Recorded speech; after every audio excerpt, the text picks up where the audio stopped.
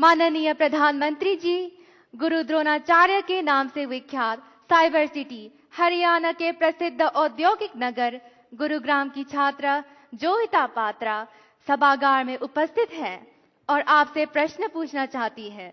जोविता, कृपया अपना प्रश्न पूछिए। Namaskar, Honorable Prime Minister Sir. My name is Jovita Patra and I am a student of class 10th of Jawahar Navodaya Vidyalaya, Gurugram, Haryana. It's my privilege and great honor to participate in the Pariksha Pe Charcha 2023. Honorable Prime Minister Sir, my question to you is, being an average student, how can I focus on my studies? Kindly guide me on this issue. Thank you, sir. धन्यवाद जोविता। माननीय प्रधानमंत्री जी, जोविता पात्रा एक average student आपसे exam में कैसे बेहतर करे इसके बारे में आपसे मार्गदर्शन चाहते हैं। कृपया उनका मार्गदर्शन करें। माननीय प्रधानमंत्री जी। सबसे पहले तो मैं आपको बधाई देता हूं कि आपको पता है कि आप एवरेज हैं।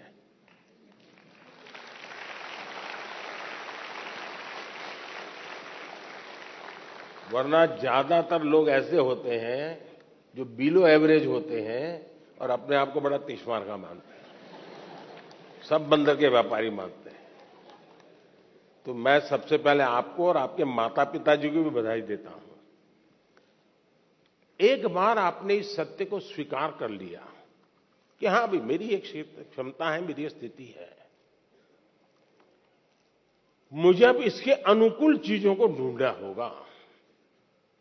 मुझे बहुत बड़े तीसमारखा बनने की जरूरत नहीं है। हम अपने सामर्थ्य को जिस दिन जानते हैं ना, तो हम सबसे बड़े सामर्थ्यवान बन जाते हैं। जो लोग खुद के सामर्थ्य को नहीं जानते, उनको सामर्थ्यवान बनने में बहुत सारी रुकावटें आती हैं। इसलिए इस स्थिति को जानना, ये अपने आप में ईश्वर ने आपको शक्ति दी है, आपके टीचर्स ने शक्ति दी है, आपके परिवार ने शक्ति दी है। और मैं तो चाहूंगा हर मां बाप से, आप बच्चों का सही मूल्यांकन कीजिए, उनको उनके अंदर हीन भावना पैदा होने मत दीजिए, लेकिन सही मूल्यांकन कीजिए। कभी कभी आप लोग उसको कोई बहुत बड़ी महंगी चीज लानी है तो आप आराम से उसको कहें, नहीं भैया अपने घर की इतनी ताकत नहीं है, ये चीज हम नहीं ला पाएंगे, ऐसा करो 2 साल इंतजार करो। उसमें कुछ बुरा नहीं है। अगर आप घर की स्थिति के संबंध में बच्चे से एनालिसिस करते हैं तो उसमें कुछ बुरा नहीं है।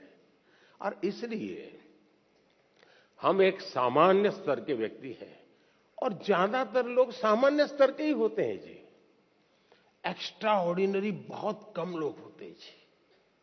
लेकिन सामान्य लोग असामान्य काम करते हैं, और जब सामान्य व्यक्ति असामान्य काम करते हैं तब वो कहीं ऊंचाई पर चले जाते हैं, एवरेज के मानदंड को तोड़ करके निकल जाते हैं।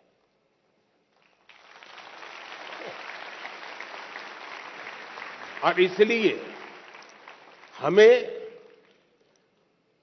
कभी भी ये सोचना, दुनिया में आप देखिए ज्यादातर जो लोग सफल हुए हैं वो क्या है जी, वो किसी जमाने में एवरेज लोग थे जी,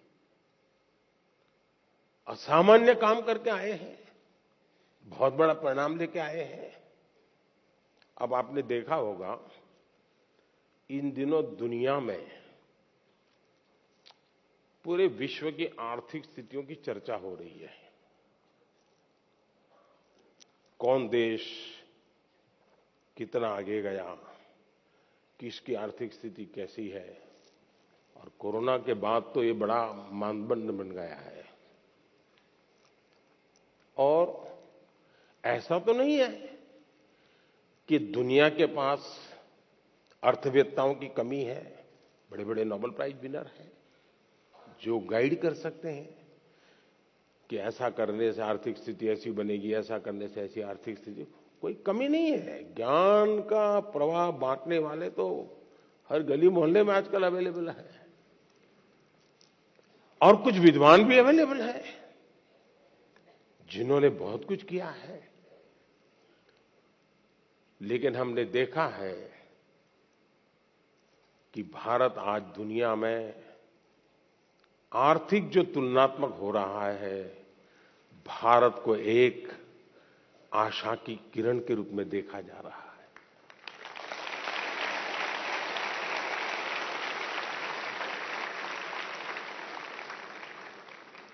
आपने 2-3 साल पहले देखा होगा, हमारी सरकार के विषय में यही लिखा जाता था कि इनके पास कोई इकोनॉमिस्ट नहीं है, सब एवरेज लोग हैं, प्राइम मिनिस्टर को भी इकोनॉमिक्स का कोई ज्ञान नहीं, ऐसा ही लिखा जाता था। आप पढ़ते हैं कि नहीं पढ़ते ऐसा? लेकिन आज दुनिया में वही देश जिसको एवरेज कहा जाता था, वो देश आज दुनिया में चमक रहा है दोस्तों।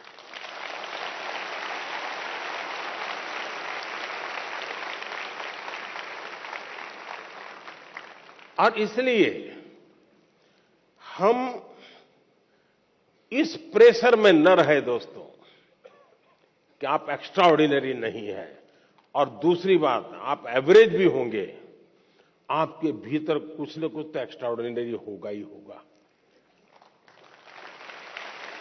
और जो एक्स्ट्रा ऑर्डिनरी है उनके भीतर भी कुछ न कुछ एवरेज होगा।